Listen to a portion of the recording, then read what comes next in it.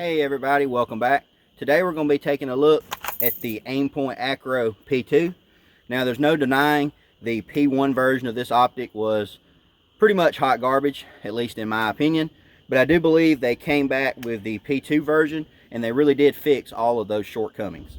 With all that said, we're going to head over to the tabletop and take a closer look at this optic. It comes packaged in this box. Inside the box you will find the optic itself. You'll also have an adjustment tool and then your owner's manual. Nothing fancy at all, nothing special. It comes with everything you need, nothing you don't, just the way I like it.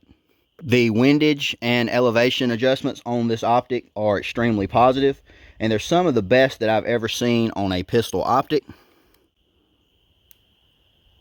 I'm not sure if the camera will pick that up, but they're extremely audible and tactile.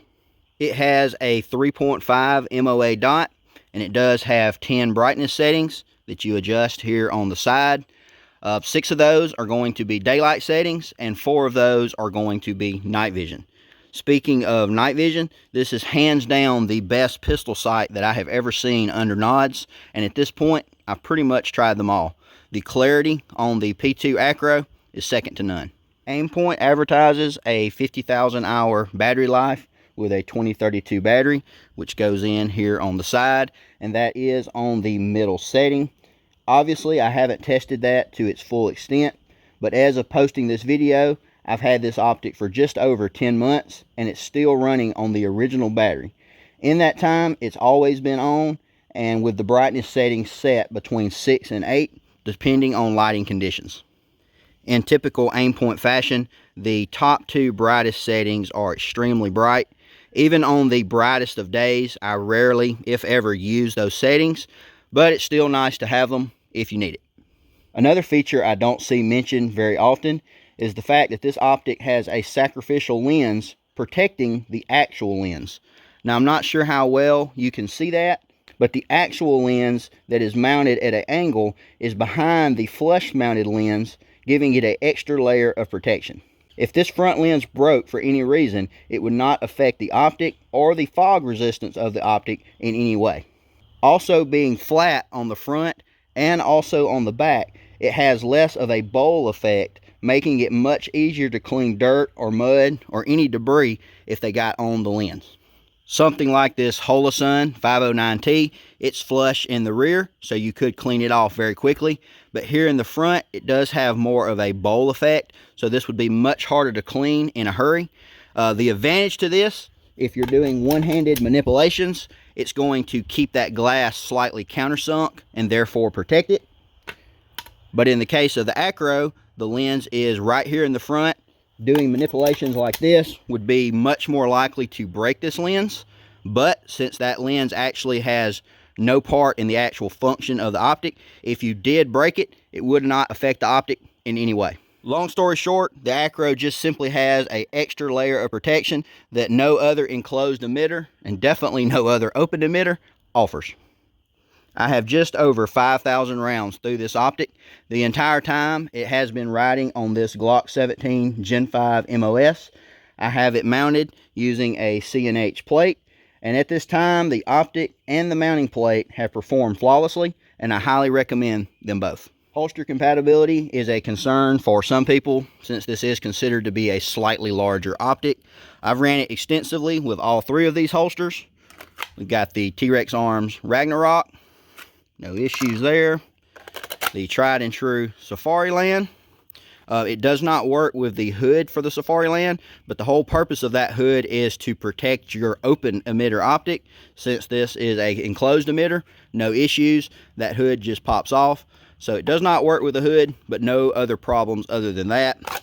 And then the holster you saw me draw in the intro was from the Tier 1 Concealed. I've ran it extensively with all 3 of these. The main 2 being the Safariland and the Tier 1, no issues. Unfortunately, this optic is a little bit hard to come by right now. It's pretty much out of stock everywhere you look. In my opinion, that's mainly due to the fact that this really is the best optic in this category. Of course, that is just my opinion.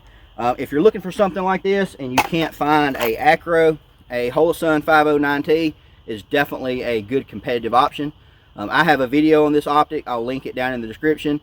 despite how much I really do like the Acro P2, the 509T is a great option as well. And of course, none of this matters without training. You can sit in the comfort of your home, you can click buy on the internet, and you can literally buy some of the best gear and equipment known to man, if your bank account will allow, and you'll still suck. It doesn't matter without training. You've got to take that equipment, you've got to go out, you've got to learn to use it, you've got to put in the work, you've got to build the skill. You cannot buy skill online, you cannot buy skill at your local gun store. You've got to go out and put in the work. I hope you enjoyed the video and found the information helpful. I think it's pretty obvious at this point. I am a fan of enclosed emitters when it comes to pistol sights. They've been the standard on rifles for years, and pistols are now catching up.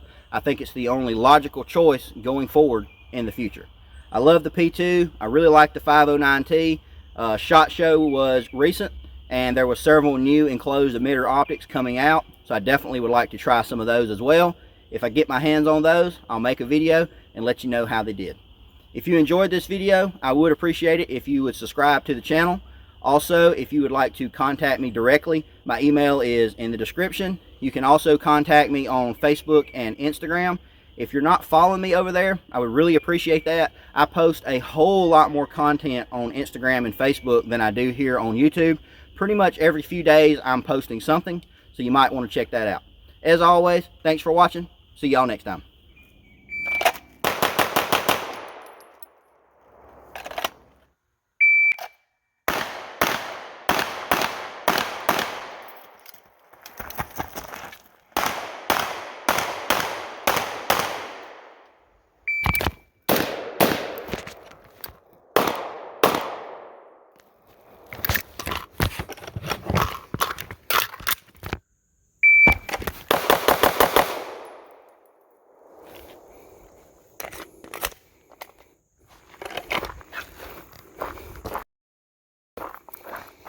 One, two, three, four, five, six.